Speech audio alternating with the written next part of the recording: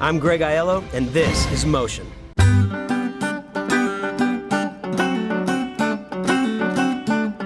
There's nothing quite like the Caribbean, a popular escape for travelers in search of crystal clear waters, white sand beaches, cold drinks made of rum, and the warmth of a tropical sun.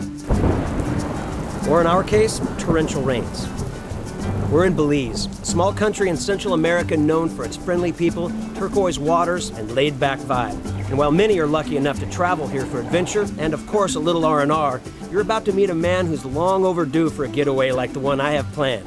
The only problem? The Caribbean weather isn't exactly on the same page.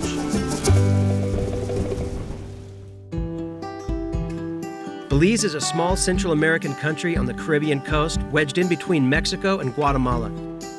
It's become wildly popular as an easy-to-get-to tropical destination from the U.S. with quick flights direct from cities like Dallas and Miami.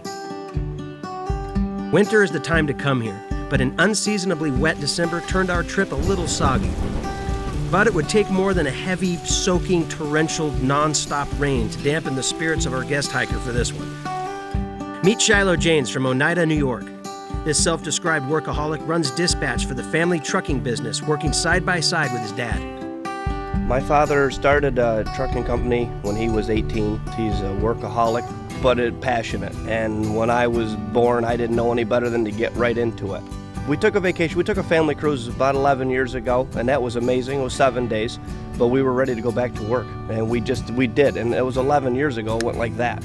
I've been working nonstop since that vacation. 11 years. It's 6 days a week. Sundays are easy. They're only about 2 hours of work. The easy flight from Dallas was 2.5 hours, and as we approached the Belize City airport, the lush green expanse of the rain-soaked marshes and jungles below came into view. Belize City itself is what you see in most developing countries of Central America. Tight quarters, bumpy roads, and people moving about everywhere. Like a lot of visitors to Belize, we made plans to stay off-coast on the tiny island known as St. George's Key. The St. George's Key Resort picked us up in a van along with several other guests to take us to a small boat for the 7-mile ride to the resort. For Shiloh, the phone call telling him he was going to be the next Motion guest hiker was the kind of motivation he needed to change what sitting behind a desk for 11 years had done to his body. I've softened up a little. I need to get back in shape. This is the motivator I need.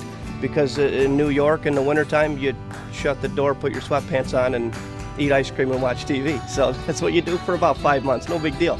I skipped meals. I ate soup for dinner. I had salads for lunch. I was miserable for 2 months, just miserable. But I lost 10, 12, 14 pounds, somewhere in there. And so from the phone call on, this has been a game changer.